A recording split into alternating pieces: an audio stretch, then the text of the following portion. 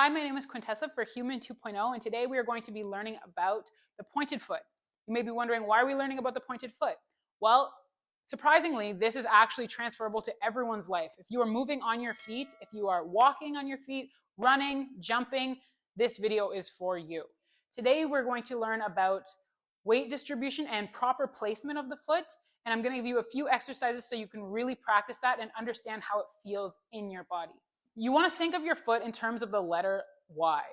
And I'm sort of talking about a lowercase y here. Yeah, extending from your heel through the ball of your foot to the big toe. And then along this pad of the ball of your foot to the pinky. Everything intersects at the ball of your foot. That is going to be the pad in which the majority of your weight will be placed in any sort of movement that lifts your foot from the ground. Like if you think of a Y, this is the point of connection between all of the arms, from the base of the Y and the two arms of the Y. Where everything connects right here, that meaty part right there, that's where you want to put the majority of the weight. I want you to get a sense of how that feels in your body. I just want you to hold on to something and lift your foot up onto the ball of your foot and lower it a few times. You see my toes are spreading. They're like separated. So what we're going to do is lean into the ball of our foot. Here, you see when I lean forward, there's not much you can do in terms of pushing it this direction. It seems pretty stable that direction. When you lean here, there's a lot that can happen.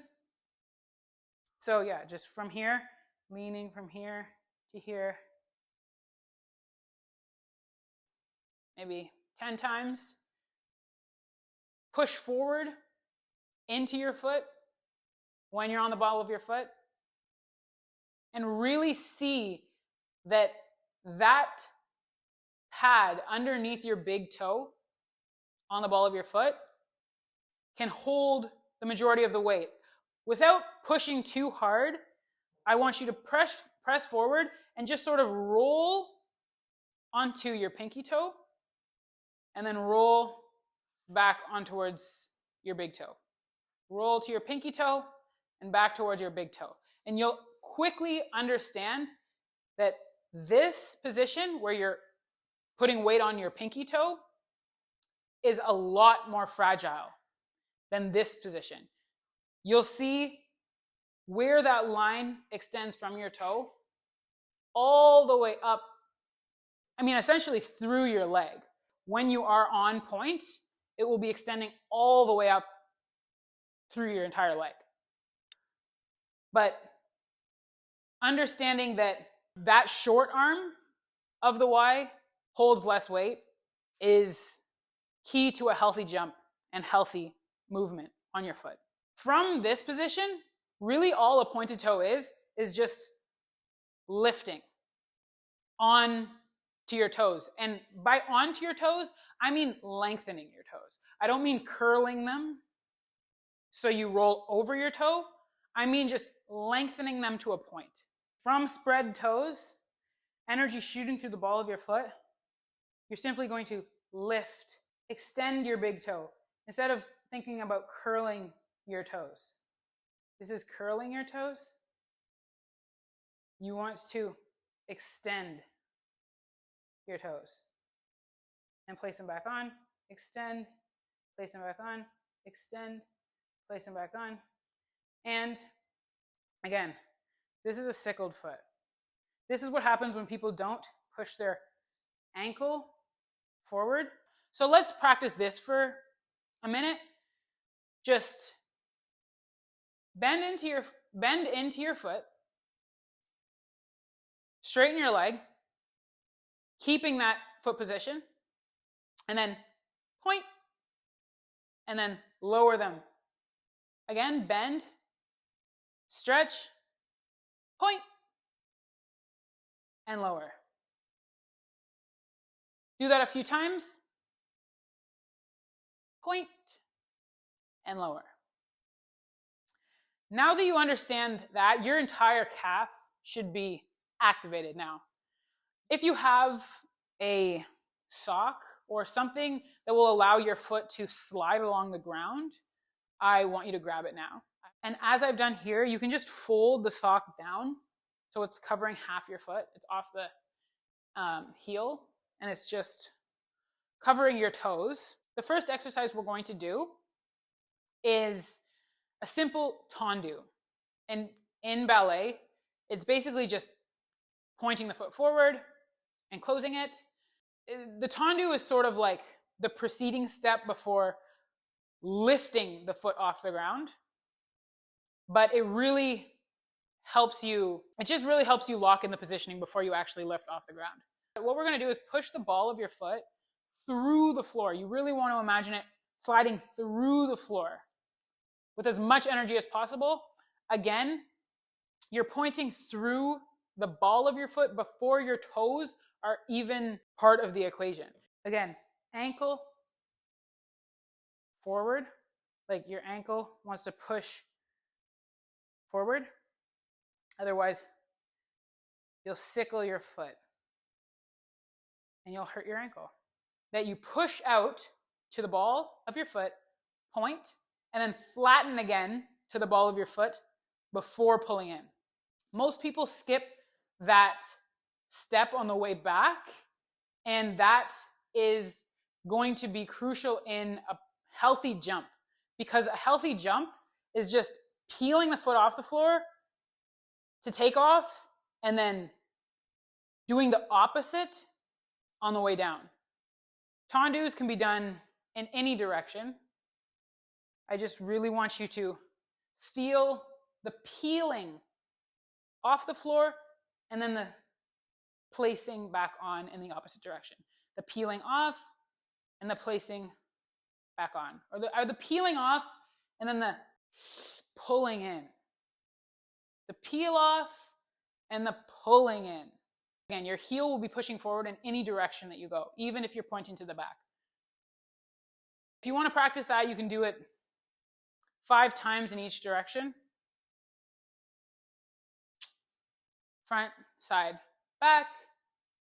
Next, I want you to turn towards whatever you're holding onto for balance. And we're going to do what we call a relevate. We want to check our posture, check our alignment, and check that our feet are already activating. I want the balls of our feet pressing into the floor and our toes spreading. Everything is activated and ready to go. So from here, we are going to pull up and allow ourselves to be lifted. Again, like a string is pulling us from the top of our head. Lifted off the floor, pushing our heels forward, toes spreading, and lower down. Simple movement, but you will definitely feel everything in your legs activating. And lower down. I want you to feel that Y shape. I also want you to feel your heels pushing forward. You should be able to walk around like this for quite a while without getting fatigued, because that pad under your big toe is so strong. I want you to almost like exaggerate it a little bit just so you understand that you could basically lift your baby toes, your pinky toes, off the floor here and just rely on your big toe. Now we are going to do a similar exercise from a similar position, just expand upon that a little more, and it's going to be called a saute. This is where we're going to get into the jumping aspect. We are going to start in a bend, go to a rise, and continue up into a jump by pointing our feet off the ground. We're going to push through the balls of our feet, through our toes, off the ground, land through the ball of our foot first, onto our heels. In fast motion, it's just going to look like this. Bend, jump, land.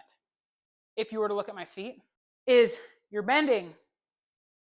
You're going up to a rise and pushing off, landing through your foot, back to your heels, back to a bend, back to a straight leg. Think of everything that we've already talked about in terms of pushing your heel forward, majority of your weight going on the ball of the foot under your big toe. You can do the sauté in this position. You can open your legs. You can do it in parallel. You can open your legs. You can do it from one foot to another foot. You can do it traveling. Even if you're not jumping, if you're on your feet moving, like this, walking, picking up the pace a little bit, running, you're using the same foot mechanics to do this. You're peeling off the floor and then absorbing that landing. That's what I want you to understand. You're absorbing that landing. This is really important, I would say, for athletes. You have to be as agile as possible. You almost have to be like as agile as a cat, really, to be able to always land on your feet and do it in a healthy way to avoid injury. So yeah, I would say just practice those exercises whenever you get a chance. I really want you to get a feel for how the weight is distributed in your foot, because that is the main takeaway from today.